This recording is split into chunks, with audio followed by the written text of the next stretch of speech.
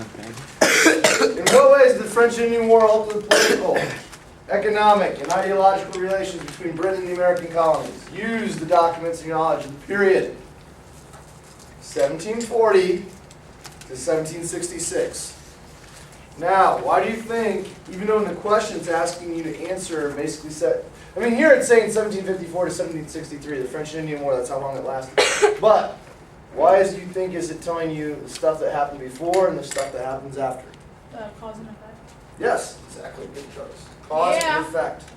Okay. Now, what is the policy called that Britain used to regulate the colonies' trade?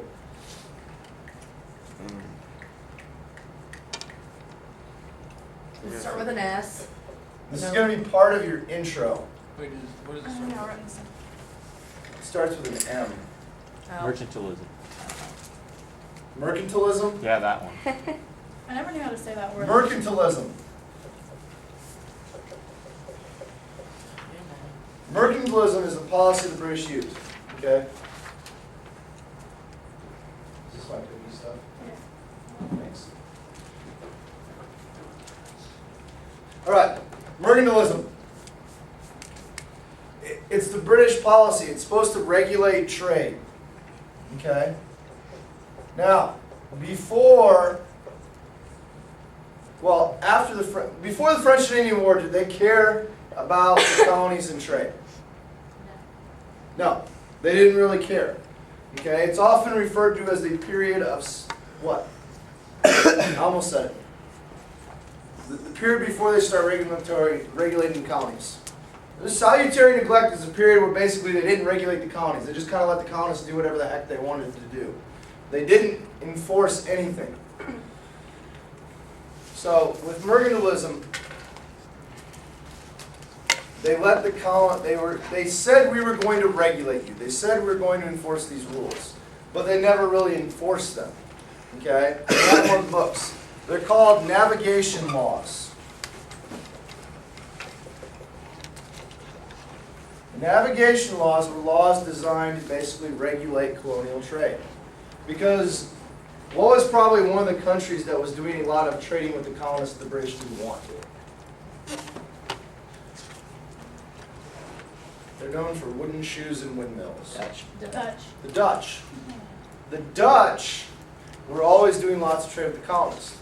Because of that, the British passed what's called navigation laws. Navigation laws said you can only buy goods from Britain, you can only sell goods to Britain, you can only buy Dutch goods if the Dutch ship stopped in Britain, paid taxes, and then continued on to America. Exactly, because it takes up what? Time, Time. money. You have to pay more money. Yeah. So the colonists didn't really like it. So the British have all these things in place. They've got mercantilism to regulate the trade. They've got navigation laws which say you can't, directly sell to other countries or directly buy from other countries. But the key is with salutary neglect, they haven't really been enforcing it. Now, how does the French and Indian War change things for the British? They win, right? Yes, they won. And it's going to make two key political and economic changes. Well, it's going to make two big changes. With political changes, the relationship with the colonies is going to change. And the other thing is like economics. Economics is going to change. And they gave you your three main points, so we don't need to spend a lot of time on that. But, okay. With economics, what's the biggest thing that happens as a result of the French and Indian War? They got all that land. All right, they have a lot of land now. But what else? What usually happens when you have a major war? People die. There's a lot of money spent. They go into big debt. They have debt. Britain does. Okay? The economics really changes because now Britain has major debt. They have debt problems. Why is this going to make the colonists mad if they start enforcing it? Because they didn't used to. Yeah, they didn't used to. It'd be like French and Indian War, the British have to pay off debt. So they have a large population of approximately, like at this time, about 2 million colonists that they've never taxed before. And now they're deciding it's time to tax them. And the colonists are probably going to feel what? Angry. Angry because, wait, we didn't ever pay taxes. Here's the thing. Debt. They're going to try to solve the debt problems via colonial taxation, which is going to antagonize the colonists. Okay? Political. If you look at the map, document A. How did things change politically?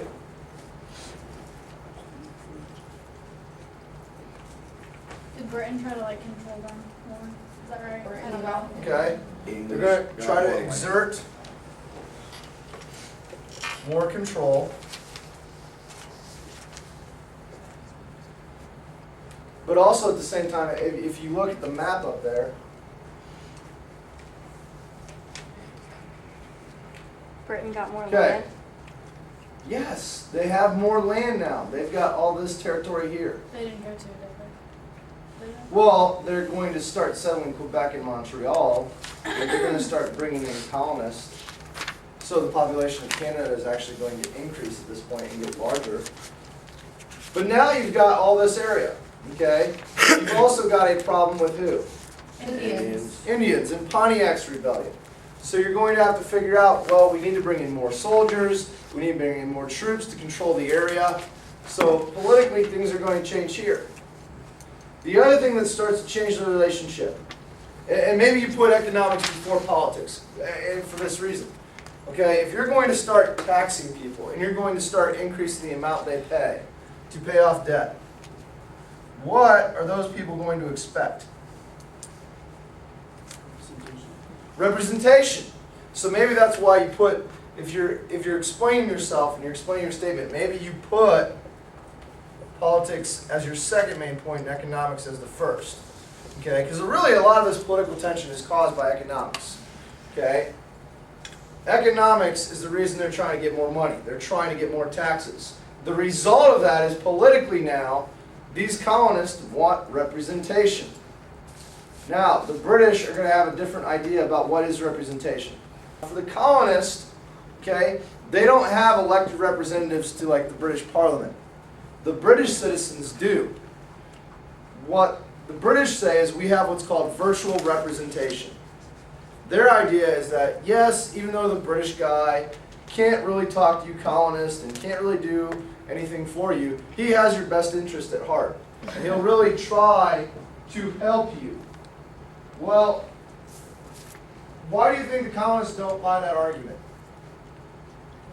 Why would the colonists be like, what? No, you're wrong. This just doesn't make any sense. Because how can you help somebody if you don't even? Yeah, their argument is, look, you don't care about us. We're over here, okay? So you can make that argument that you represent us, but when our taxes start going up, when basically you start enforcing certain rules, you don't care, okay?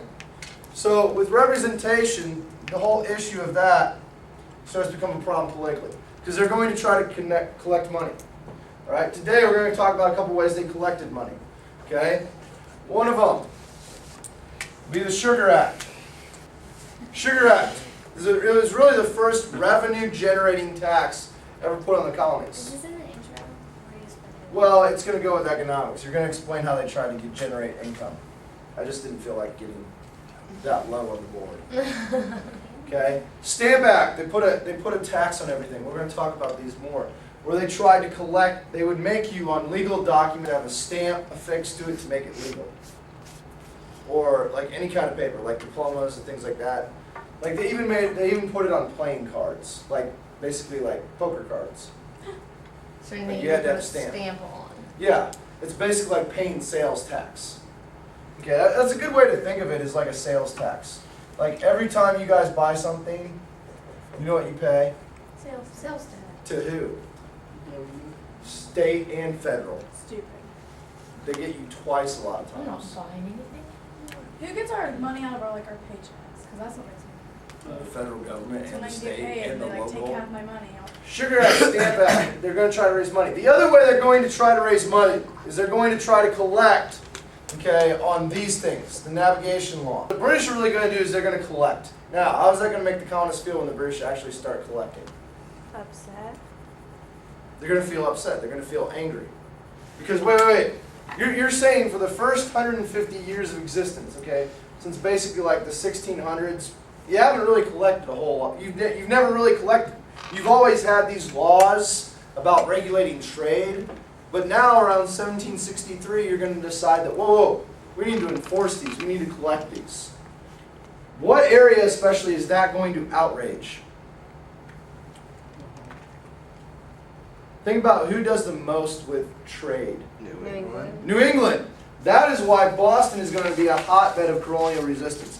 They don't want anything to do with collection of taxes. Their entire economy is based on trade. So if all of a sudden you start telling them, look, we're going to increase the amount of taxation, the colonists are going to flip out. They're going to be like, whoa, no. You can't just all of a sudden decide that you want to collect stuff.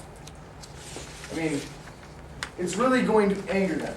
Okay? So we've got 3 main points. The first main point, I would say make your first main point economics. Okay? Because that's really what it boils down to. France and England fought that war, and it cost the British a lot of money. The second is it's going to change the politics. Okay? And the third way the French and Indian War changed things was ideology.